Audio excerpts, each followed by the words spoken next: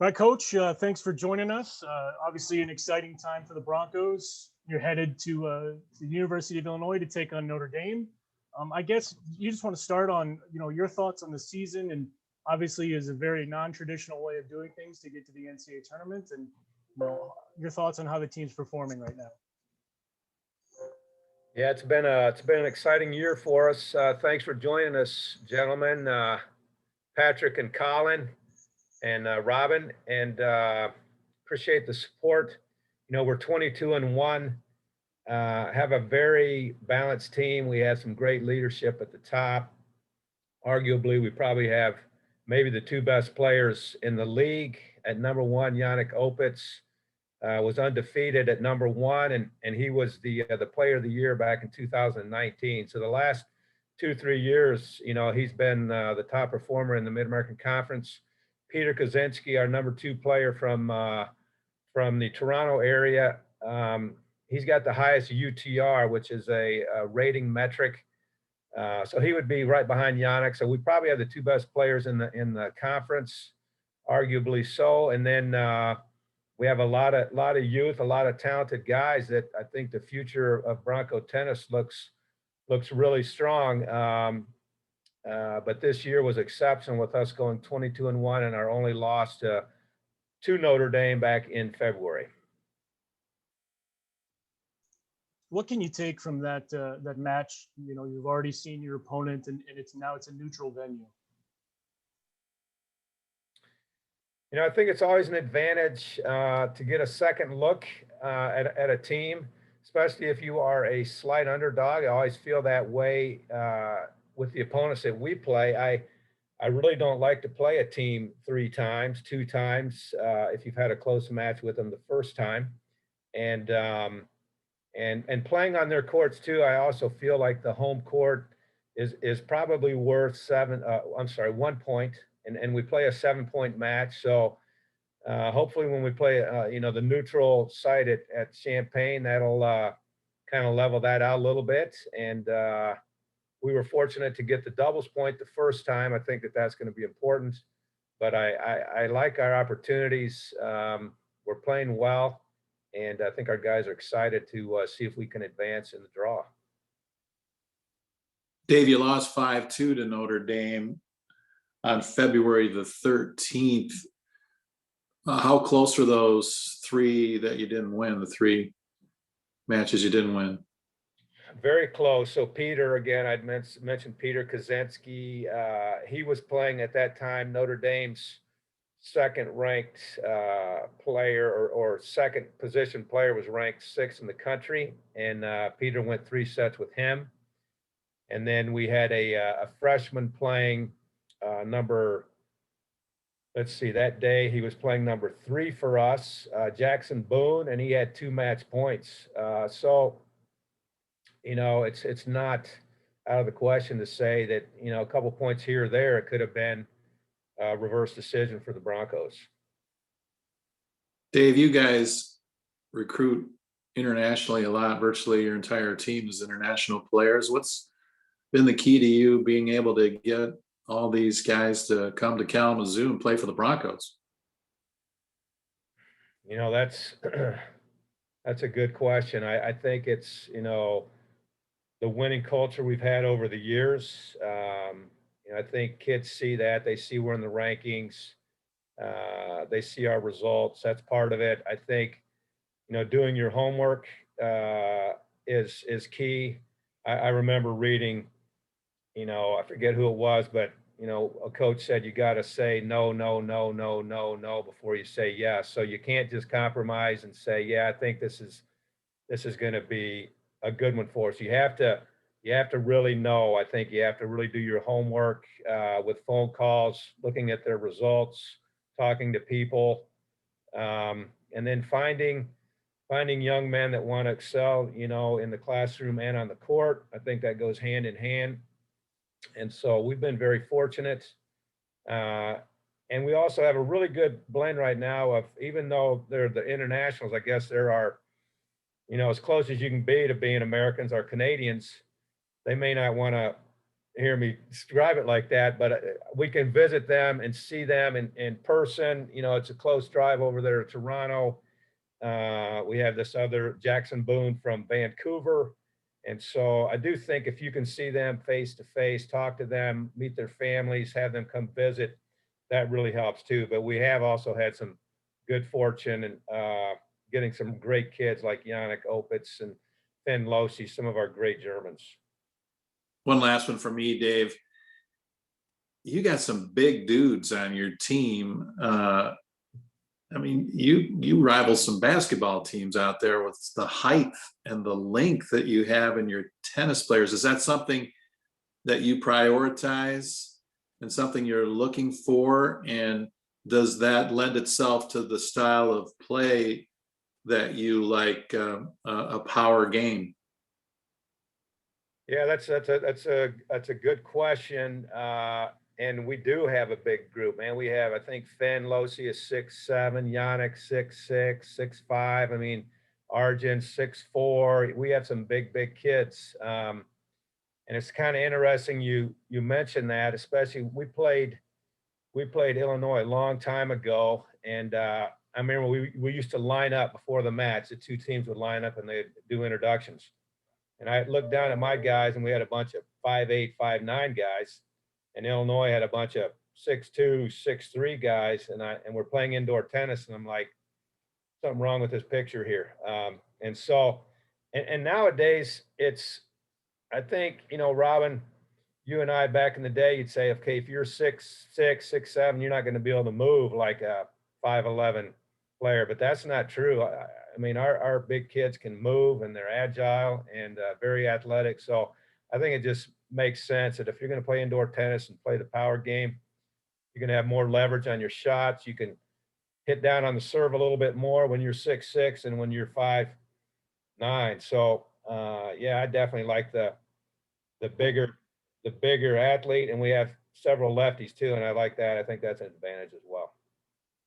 Funny story. I was over at the Mellon Golf Course the other day visiting with Dean Marks, and in walks the tennis team, and Dean looks, he's, oh, is that some of the basketball guys? No, that's our tennis team. Right.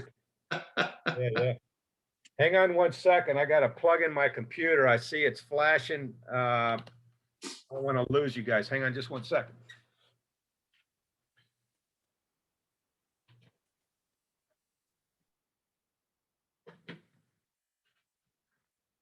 Yeah, excuse me there. Sorry. So yeah, we've been out golfing a couple times, and they're pretty good golfers too. So yeah, they are big though, aren't they? Questions for Patrick or Colin? Yeah, I'll throw one out there. Only 32 teams make it this far. What does it mean for your group to get back here after missing out on the opportunity last year because of the pandemic? You know, well, I think they did have discussions. It's still 64 for both the men and the women, but it's still a special occasion, even for our guys that have been multiple times, especially missing out on last year, like you said, Patrick. It's a lot of work. It's a lot of work to get to this point. But I think everybody feels that at the end of the season, everybody's kind of running on fumes a little bit. But it's that excitement that comes with that, the exhilaration of, you know, winning your league and seeing our guys celebrate with one another when it comes down to a guy like Peter winning the last match and dumping water on each other and all that stuff. So that's why we do it. You know, and it's been a special season because this team is really close, get along really well, and we have 11 guys on our team. One guy got hurt. His name's Ferdinand Schluter. He got hurt like in the first 2 weeks of January, and he was kind of shut down for 2 months. So he really never had an opportunity to get in there, just because, as we talked about, the train had left the station. You know, we're halfway through our season before he was coming back, But we had everybody else, all 10 of our guys played at some point or are in there right now. So it's been really, really neat. And all these guys have been total team players. You know, we take one guy out and put in another guy, and we've had the opportunity to do that and really kind of confound other teams because we'll put in a guy like Ben George and they're like, who's this guy? Because he hadn't been playing, and all of a sudden the guy's like 11-0. So we just have a ton of talent, and so it's been special. Your team is yet to advance in an NCAA tournament this year, though you're coming in just 2 spots behind Notre Dame in the latest ITA poll. You played them close match, earlier this year. What do you think that kind of opportunity means to this program to really have a chance to advance in the NCAA tournament? That would be a big time for us to do that, to advance. And what I like to share too, not making excuses, but I do think tennis versus, let's say, hockey. In tennis, it's a mano, 1v1. It's tougher to pull off the upsets because I like to compare it to if I had 6 guys that could all run a 100-meter dash in like 10.2, and your team has 6 guys that can all run it in 10.1. It's pretty tough to say I'm going to have 4 of my guys are going to be, quicker than those guys individually. But if you have a relay race and you got to hand off the baton several times or jump over the steeplechase, or in hockey, one guy is just phenomenal in the goal. One guy can really make a big impact on the team game. That's kind of the pros and cons, I think, about tennis. It is so predictable. That's why you see the top guys, Djokovic and Federer and Nadal, they keep winning all the time because it's, they do it all, and it's tough to upset them over the course of 2 weeks. So it would be huge for us. It put our program another notch up, I think. There's only been, this team format started in 1999. Our team went to the very first one. So this is, what is that, 22 years, I guess, or 23 seasons. And there's only been, I bet, maybe 2 or 3 teams that have knocked off like a number 1 seed. Typically, we go in as a 4 seed in our regional, and you'd have to knock off a 1 seed.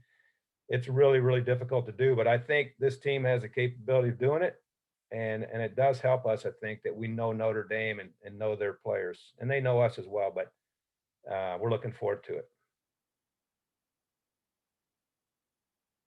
College tennis, normally a fall sport. So I'm guessing this season and kind of the lead up to it, felt a lot different for your team. Can you talk about what it's been like to play in the spring and some of the adjustments?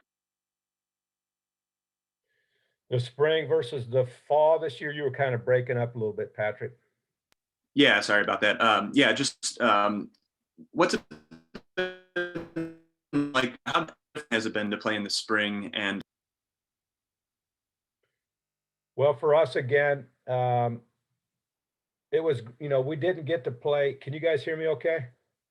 Okay. We didn't get to play at all in the fall. Some of the conferences did play their fall tournament. So typically that's what we do. We play all of our fall tournaments. Did not allow our players to develop, and we weren't able to see our young guys with different doubles partners.